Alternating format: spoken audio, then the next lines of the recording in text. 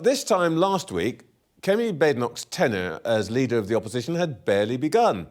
Now her shadow cabinet is fully in place. But there's still precious little glimpse of the policy platform her Conservatives will adopt. Let's try to get some clarity here and now. I'm joined by the new Shadow Foreign Secretary, Dame Priti Patel. Congratulations. Morning, Trevor. Nice to see you. Good to see you. Are you glad to see the return of Donald Trump to the White House? Well, America's clearly a very strong ally to our country, and I think it's good that he's got a clear mandate, a clear result, and, you know, there's a lot of speculation previously about the outcome of this election. That's decided, and I can tell you now that we are here to congratulate Donald Trump with his election, and we want to see a really strong and good, constructive working relationship between our two countries all over again. OK, so you're happy to see the Donald back. What lesson do you think your new leader should take from Mr. Trump's victory?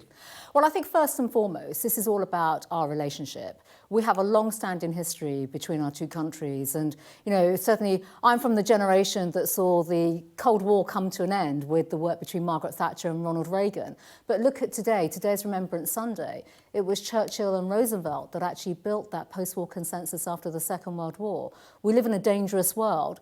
And right now, this is where we have to come together to really fight off the aggressors, but look at the economic prosperity of the world and security. And I did actually work with the previous Trump administration when I was Home Secretary, and we did a great deal of work on national security, all those equities that matter to our two countries, and we must continue to not just develop that, but grow that. And we are living in such an era of instability now. This should concentrate all our minds and make us really trust each other and respect each other in a new way.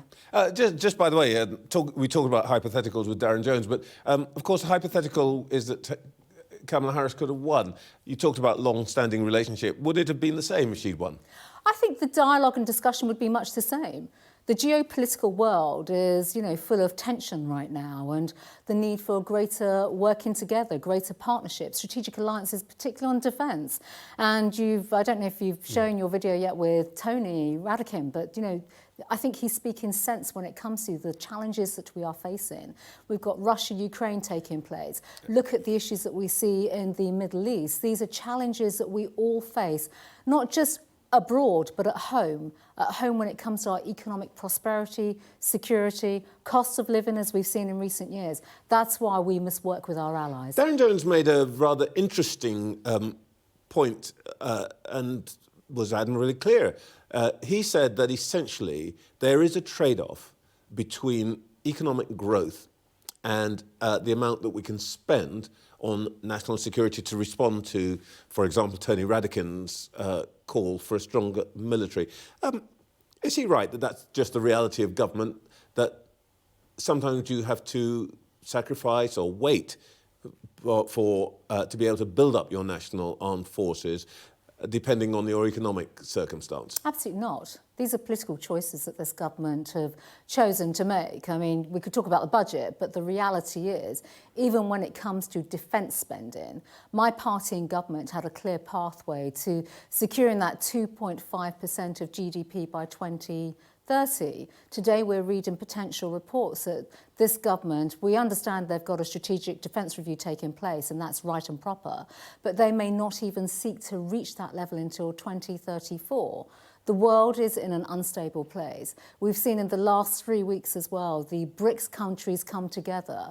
You know, the landscape is shifting dramatically now in terms of where aggressors are, the type of challenges that we face. I think we need a stronger West right now, and it's imperative that the West in particular unites around defence spending, how we cooperate in NATO, the level of resources that we put in. We have been supporting Ukraine rightly, but also that has domestic implications for our own military and our own capacity, and actually recruitment and retention. These are areas that we must be discussing and looking at now. One of the clear implications, which Mr. Trump set out, I guess, in his campaign, was that there may be less support, or less full-throated support, I guess, for Ukraine. If the Americans wind down their support for Ukraine, what should we do? Well, I think, first of all, my party was a party in government that gave absolute support to Ukraine in terms of the military effort, but also putting out the hand of friendship to the people of Ukraine. We stand by that. We don't know what Trump is going to do, and I appreciate that we can speculate and have discussions, and we do have to think about this going forward. One thing I would say is that we do have to work with America on this. We can't do this on our own. We have to work with our European friends and allies as well. Europe has spent billions in this collective effort.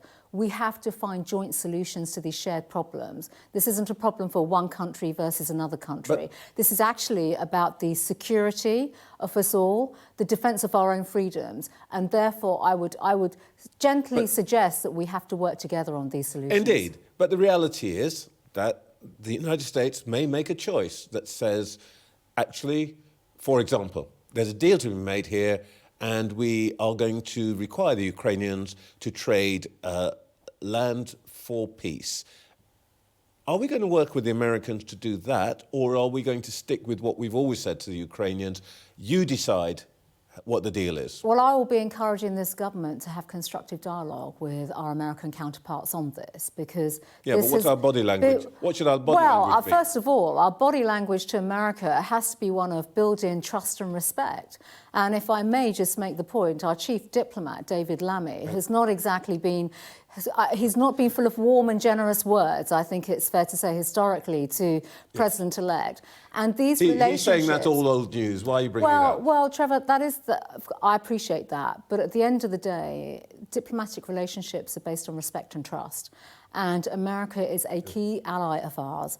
And if they're going to listen to us, and if we're going to have constructive engagement, a good starting point would be to have that trusted relationship, one of mutual respect and understanding, so we can influence the outcomes that we would like to see for both Ukraine, the people of Ukraine, and equally as importantly, the freedoms that we are constantly trying to defend right now. The Western world has not been in a strong position, and this is our chance now to collectively to regroup and to rebuild and demonstrate that we will not tolerate the type of aggression that we have seen in Ukraine. Would it help to build up that atmosphere of trust if we were to engage Mr. Nigel Farage, who has offered to be an intermediary between our government and the White House? That's a choice for the Prime Minister, but in all fairness... What would you advise him to do? We should... I'm not here to advise Keir Starmer, definitely not. I'm working for my leader, Kemi Badenoch. But importantly, where we have good links with America, good, strong relationships, we should be building upon those. And I fundamentally believe that. I had a very constructive working relationship with my counterparts in the last Trump administration. There are many of us that have worked with his previous administration. These are the strong foundations that we had put in place. We need to build upon them. And by the way, Trevor, I'm that equally... about it, but it is a serious point.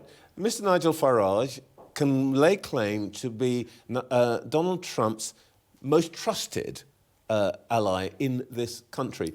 Why won't any of you say, why don't we take advantage of Farage's close relationship? Well, look, he has that relationship and friendship, and that is important. That is really important. Nigel, by the way, is an elected politician in Westminster and should be respected for that as well. I've always said that about Nigel. You know, that's very important. He's democratically elected. What I would say, the President-elect Trump is very sympathetic to the United Kingdom. He has familial ties with this country. My party has a very strong working relationship with him previously. I want us to grow that, strengthen that, and demonstrate that the West is not vacating the pitch when it comes to security issues, economic issues, but importantly, Trevor, the defence of our freedoms. Dame Priti Patel, thank you very much for your time this morning. Thank you.